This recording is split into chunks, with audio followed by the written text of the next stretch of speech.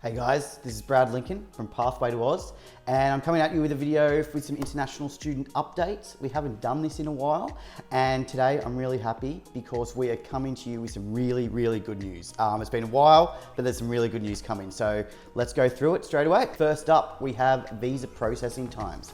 Now, it's been no secret that the Australian government visa processing team has really let things slide, and the time frame has just absolutely blown out. Some of them just ridiculous. You mean, we're experiencing it just as much as the clients, but there's nothing we can really do. But the Australian Immigration Department and the Australian government have invested an additional $36 million into the Department of Immigration to hire additional staff, get new people trained up to get rid of this backlog. So hopefully over the next couple of months, we're going to see this backlog really diminish and get visa processing times back to where they should be.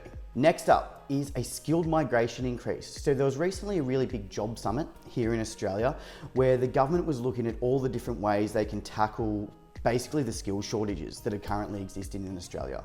Now, one of the biggest things that came out of this, especially for foreigners and international students, is the increase in the migration cap. So it's gone from about 160,000 up to 195,000. So that's a huge increase in people who are eligible to now come to Australia and get the opportunity to stay here.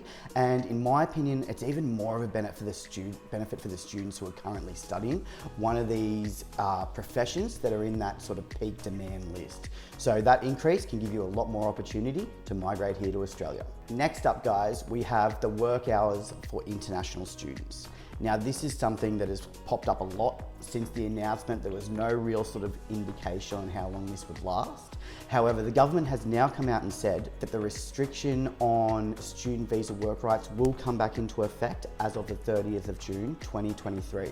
They've also mentioned that there is going to be some consolidation with employers and industry to see if there should be any movement on where the work hours should sit for international students. That's just a bit of hearsay at the moment, but it is definitely something we will monitor and be sure to keep you updated. And fourth and finally, this is probably the biggest announcement and the one that's going to make people most happy, is the extension of the graduate work visas. Okay, now this has been a huge announcement by the Australian government. The extension of the graduate visa is to encourage people to stay on after their studies, build up that skill that they may have studied, get the work experience, and possibly even look at migrating to Australia. Now, how the extension is going to work is basically the bachelor degree will go from 4 years instead of the 2 years, and that's for select professions. Students who have studied a master's, it will now go from 5 years instead of 3. And if you've studied a PhD, this is absolutely huge, you'll now get a graduate visa for up to 6 years.